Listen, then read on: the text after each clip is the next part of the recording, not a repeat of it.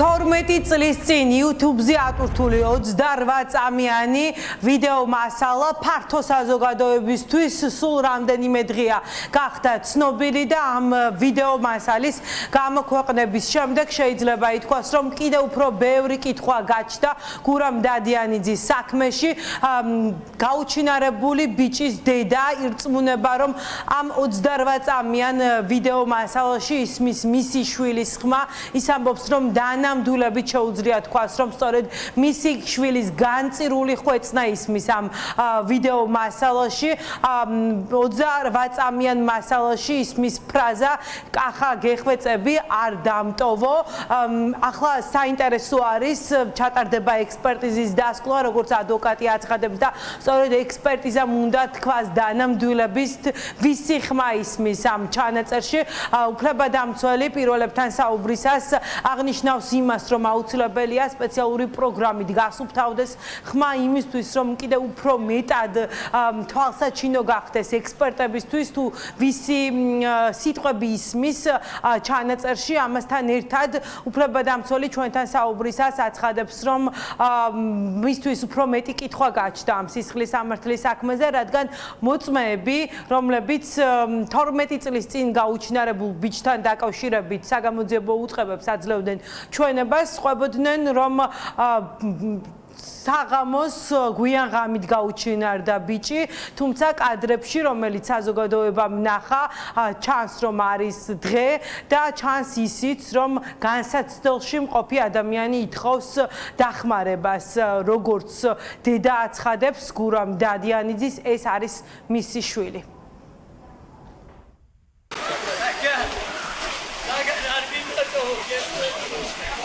მე როდესაც დაურეკე ამ ვიდეოს ნახვის შემდეგ გურამ დადიანიძის დედას მან კატეგორიულად და ცალსახად განაცხადა, რომ ეს არის მისი შვილის ხმა, რომ მისი შვილის ხმას ის ძალიან მარტივად იცნობს.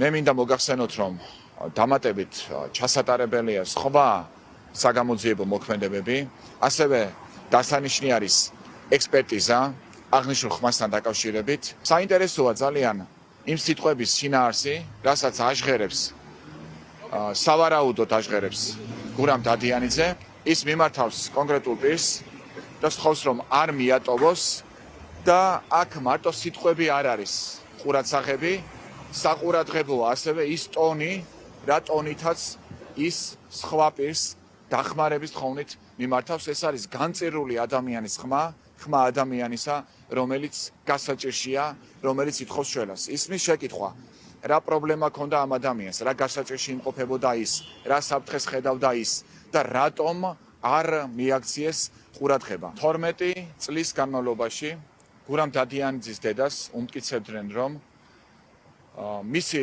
შვილი დაიკარგა, ის იყო ქვაზე ჩამომჯდარი, ხამე იყო და თითქოს შეუძლებელი იყო იმის დანახვა, თუ სად წავიდა და როგორ გაუჩინარდა გურამ დადიანიძე. თუმცა ამ ვიდეოში ძალიან კარგად ჩანს, რომ იმ დროს, როდესაც გურამ დადიანიძე ითხოვს დახმარებას, არის საფრთხის ქვეშ, სრულებით არ არის ღამე, არის დღე და ამით დასტურდება ის, რომ დღის განმავლობაში და არა მაშინ, როდესაც უკვე დაღამებული იყო, ნამდვილად გარკვეული საფრთხეს გრძნობდა გურამ დადიანიძე. თუ ობიექტური და ყოველმხრივი გამოძიება ჩატარდება, კვლავ შესაძლებელია პასუხი გაეცეს მთავარ შეკითხვას. სად არის, რა ვითარებაში გაუჩინარდა გურამ დადიანიძე?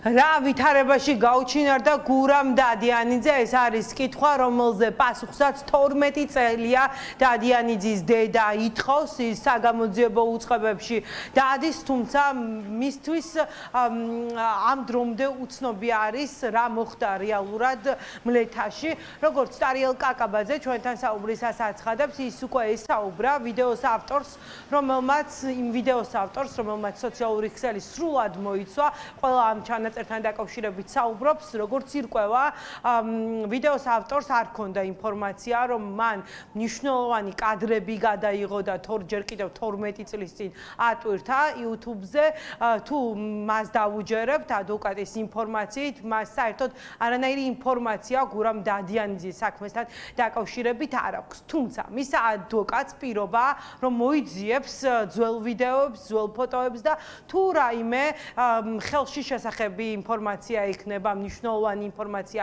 ექნება მას, აუცილებლად გადასცემს დაცვის მხარეს. მე პირადად ვესაუბრე ვიდეოს ავტორს, მე მქონდა მასთან კომუნიკაცია, მე ველოდები კიდევ სხვა ვიდეოებს, წინასწარ რა თქმა უნდა აღნიშნულთან დაკავშირებით კომენტარს არ გავაკეთებ, თუმცა როგორც კი რაიმე ინფორმაცია ჩემთვის ცნობილი იქნება, ისე რომ გამოძიების ინტერესები არ დავაზიანო, მე საზოგადოებას ჩავაყენებ საქმის კურსში. ვიდეოს ავტორი მიდასტურებს, რომ ის იმყოფებოდა ადგილზე, მიდასტურებს, რომ ის თავად იღებდა აღნიშნულ ვიდეოს და თავად დადო თავის YouTube არხზე აღნიშნული ვიდეო. ის ასევე გარკვეულ დეტალებს ადასტურებს, თუმცა ვერ იხსენებს ძალიან ბევრ დეტალს. მე რა თქმა უნდა, მას დავუსვი არაერთი შეკითხვა, ასევე ისმე დამპირდა, რომ თუ რამე ვიდეო აქვს კონკრეტული დღის, კონკრეტული მონაკვეთის ამსახველი ყველა ვიდეოს და ყველა ფოტომასალას ისმე დღესვე მომაწვის, მე შევისწავლი ყველა ამტკიცებულებას და რა თქმა უნდა, თუ იქ რამე ხელჩასაჭირი და საინტერესო გამოჩნდა, მე ამის შესახებ საზოგადოებას ჩავაყენებ საქმის კურსში. ეს ადამიანი მეუბნება, რომ ის გურამ დადიანიძესთან ერთად არ იმყოფებოდა, ის მეუბნება, რომ ის საერთოდ არ იცნობს გურამ დადიანიძეს, უფრო მეტიც. როდესაც მე მას დაურეკე და უთხარი, რომ ვარ ადვოკატი, რომელიც ვარ ჩართული სწორედ გურამ დადიანიძის გაუჩინარების საქმეზე, მან მე მითხრა, რომ ამ საქმის შესახებ საერთოდ არაფერი მისთვის ცნობილი არ არის, პირველად სწორედ ჩემთან გაიგო. გურამ დადიანიძის საქმეზე კიდევ უფრო მეტი კითხვა გაჩნდა ამ 28 წამიანი ვიდეოს გავრცელების შემდეგ. არ არის გამორიცხული, რომ საგამოძიებო უწყებას ახლა მოწმეთა ხელახლა გამოკითხვა მოუწიოს, რადგან ცალსახა არის ის, რომ აცდენილია მათ მიერ მიწოდებული ინფორმაცია და ვიდეო ჩანაწერში მოყვანილი ფაქტები. როგორც უფლებადამცველი აცხადებს, ახლა პირველ რიგში ჩატარდება ექსპერტიზა, ხმის ექსპერტიზა, რომელმაც დანამდვილებით უნდა თქვას, ნამდვილად გურამ დადიანიძეს ეკუთვნის თუ არა ის ფრაზა, რომელიც ისმის YouTube-ზე გავრცელებულ ვიდეო მასალაში.